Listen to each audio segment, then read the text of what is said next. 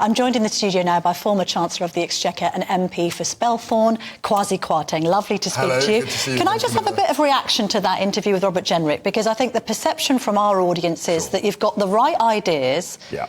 Maybe this is actually akin to the mini-budget. It's the right ideas, but it's the wrong execution, because people are listening to Jenrick and they'll be pulling their hair out going, we love the rhetoric on this, but we've still got 2,000 people arriving by Channel in the last month.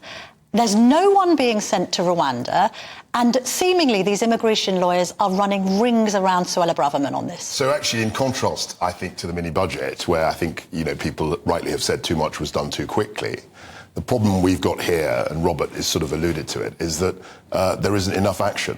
And you mentioned that in your question. There isn't actually, there's the rhetoric, but there's no So the government movement. is failing the public on this? So the issue there, and I think Suella Braverman mentioned this yesterday, or in the report mentioned today, is that you've got a very strong constituency of lawyers, many of them politically motivated, who are actively trying to frustrate what the government is doing. Yeah. And that's a big problem, because But it takes a newspaper sting to expose that. Well, it was there before. I mean, it's always been But why there. isn't the government cracking down on these rogue agents? Well, it wasn't. For example, it was the courts who said that the Rwanda policy, who essentially struck down the Rwanda policy. Yeah. And they've intervened against. But maybe the what the Rwanda government policy wants to isn't do. workable, because it's going to cost 170 grand per migrant to send anyone there. I mean, it's meant to act as a deterrent, but if 2,000 people are still arriving at the Channel last month, it's not got a deterrent factor at all. No, but the people can see what's happening in the UK. They can see that the Supreme Court and other lawyers are actively working to frustrate what is a very well-known government policy, and that's what the government's running up against. It's also the frustration, isn't it? Because people voted for Brexit thinking that we could take control of our borders and, by the way, our laws. Sure. So why can't we be in charge of who comes in and who doesn't? Why can't the government get a grip on this issue after 13 years in power? Well, it has tried to do that, and it has passed legislation. But then you've got the independent courts saying you can't do that, and that's a big problem, and that's something which I'm sure Rishi Sunak and Robert will be addressing. Let's move on to the economy, because we had interest rate rise on Thursday, 5.25%. That's the highest rate in 15 years. 15 years, yeah. Is that your fault? No, I don't think it is. I think if you look at what's been happening, the inflation has been much higher for a lot longer than the Bank of England and others predicted. And the Bank of England have recognised themselves that they've got an issue here, because they've hired Ben Bernanke, who's an American economist, to look at their inflation models, because they realise... Why can't they look at their own inflation? Well, is Andrew Bailey not fit for purpose? Well, look, does this man understand the effects of inflation? No, so what they're doing is trying to get a very respected third party to look at how their inflation... Doesn't that undermine the Bank of England governor? Well, it's a serious... Yeah, you're right. It's a serious... You're not confident in the Bank of England governor. Why can't you just say that? You're right that it's a serious... matter for them to bring in someone else. Do you have confidence in Bailey? Look, I think I worked very well in my brief tenure with Andrew. I think he's a But you didn't see this calamity coming down the track. Well, look, you didn't see that inflation would be this high. If you're getting, so it's a major failure. Sure. If you're getting an American economist, who I don't know what he knows about the UK, but if you're bringing him in to look at your inflation models, something's gone wrong. Yeah. I mean, we brought a Canadian economist in. Well, he was the governor of the bank. He was the governor of the bank. He was the one who presided over ultra-low interest rates. All of that. Which have now come to, and quantitative easing on a mass scale, which have now cost us all in the pocket. Well, that may be true, but I think in terms of the inflation and interest rates, I think there was a big fail in terms of working out where inflation might end up. And what's happened certainly since I've left office is that the bank is trying to play catch up. So having had very, very low rates, one forgets how low they were, 0.1%. And then they're now 5.25%, which is 52.5 times more. So when people complain that they're paying 1,500 quid last year and now interest rates have risen to such an extent that then mortgages are now 2,500, do you have any sympathy with them? Of course I do. I mean, they're saying that they want kind of furlough-esque bailouts for mortgages. Of course I do. I mean, probably I'm revealing too much. I'm on a tracker as well, so I'm affected by... How far have your bills gone up? They've gone up considerably. So you're saying that you have been screwed by your own mini-budget? No, not at all, because Camilla, we're mixing two things. OK. The bank I'm is saying in charge of... the perception is that the mini-budget contributed to interest rates being pushed up as high as they are. So reaction to the inflation going up as high as what I'm trying to say to you is that they're two different things. The Bank of England was in charge of inflation. Yeah. And a lot of my tracker rate and other people's tracker rates will be linked to the bank rate. Yes. And whatever margin that you have to pay.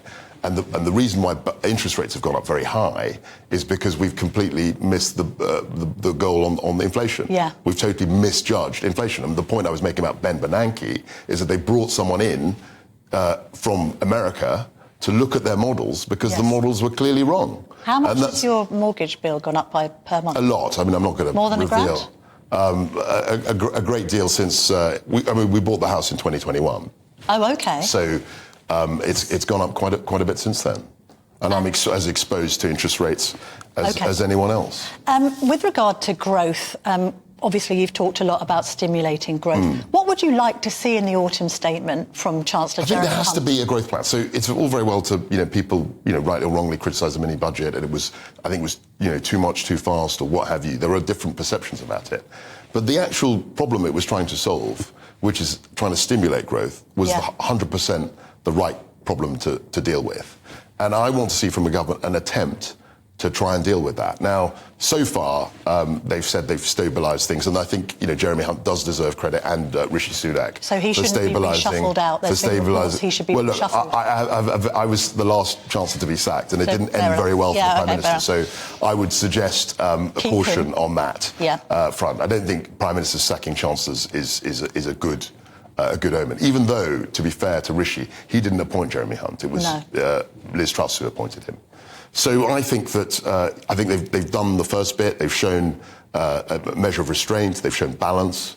And now, as we go into the election, we have to give something. We have to say that this is the forward plan.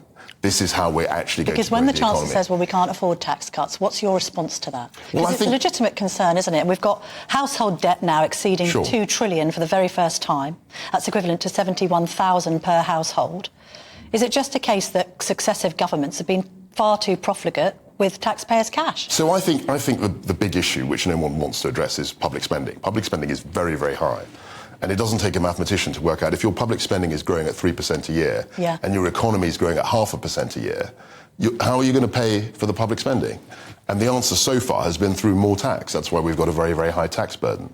Our attempt to reduce that, which spooked the markets, frankly, was perhaps too much too quickly. It was too much to digest. But does Jeremy Hunt need to do some of that? So I think there has to be a balance. And which aspects would you like him to? I think, well, I mean, he could look at a whole range of things. And it's not just about reducing public spending, it's about reducing the rate at which the public spending increases. I know it's a slightly difficult concept, but you have to try and have some restraint in order to kind of reduce the spending need. But if otherwise, you call for restraint, you'll be accused of austerity too. All of those things. Right? I mean, that's the political. But the dilemma is that if you're spending more than you're getting in, you have to put up taxes, and that's the doom loop. But if you're spending more than exactly. But then if they are spending more than they're bringing in, then the argument for tax cuts is erroneous, isn't it? Because people will then say, well, no, you can't afford to do that either. No. So what you have to do is, and he actually mentioned this in his autumn statement, which was what I was going to do. What we did in the mini budget was that we had the tax measures, and then we were going to announce the spending measures, but we didn't get that far.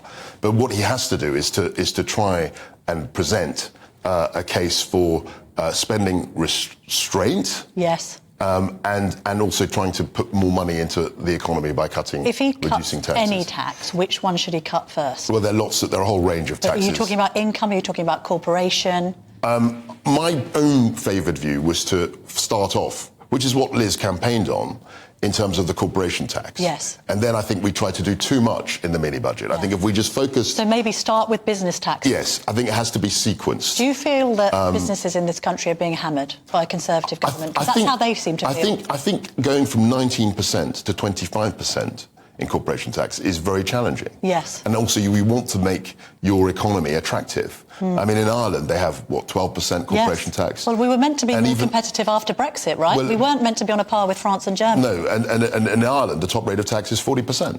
Whereas in our country, the corporation tax is 25%, and the top rate of tax is 45%.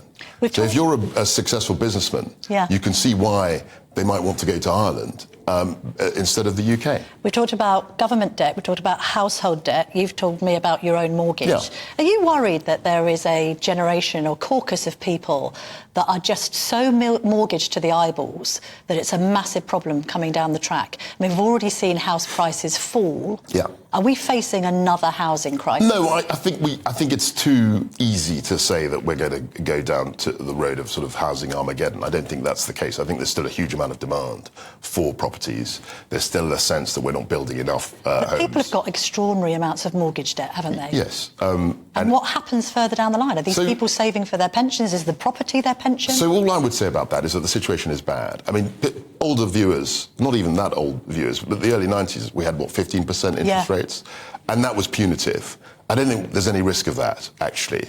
But I think what we've got to try and do is we've got to build more housing where we can do that and increase the supply. But what's your feeling on where interest rates will go? I note that you're on a tracker. Does that mean that you're thinking that they might stay at 5 and come down? I think they will. Put it this way: I think they've gone up more than they're going to go up in the future. Right. But where the optimal point is, rather the highest point is a matter of speculation. I mean, I'm sure you've got Roger Bootle coming in. Yeah. He'll have his. I'll ask him the same question. There's this perception, perhaps, that interest rates now will forever remain at 4 or 5% and never go back to that 0 or close to 0. I think it's very unlikely they'll go back to 0.1%. I mean, even at the time, we realised that was exceptional. But I think they can go back down to 2 or 3%. They have done in the past, and they might do again in the future. And final question, Kwasi, do you think the Prime Minister will hit this inflation target to halve it by the end of the year? I think it's quite tricky. We're August now. We'll see what the July figure is.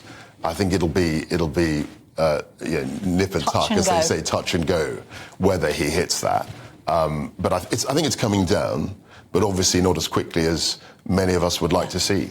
Kwasi Kwarteng, thank you very much for joining me this morning. Thank you. Lovely to speak to you.